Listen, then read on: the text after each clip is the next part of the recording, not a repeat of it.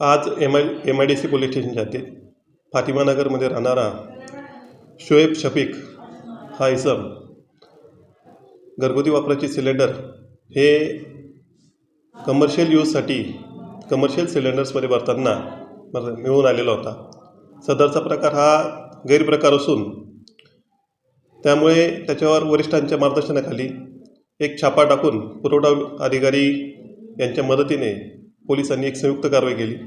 त्याच्या ताब्यातून किंवा त्याच्या घराच्या प्रिमायसेसमधून जवळपास 20 घरगुती वापराचे सिलेंडर, 14 व्यावसायिक वापराचे सिलेंडर्स ते ट्रान्सफर करण्यासाठी, म्हणजे घरगुती वापराचे सिलेंडर्स हे मधला गॅस व्यावसायिक सिलेंडर्समध्ये ट्रान्सफर करण्यासाठी लागणारं जे मशीन असतं, तो मशीन, वजन काटा, त्याचे नोझल्स व इतर साहित्य, असं सर्व साहित्य जमा करण्यात आलेलं आहे. सदर इसमाच्या विरुद्ध MIDC पोलीस स्टेशन येथे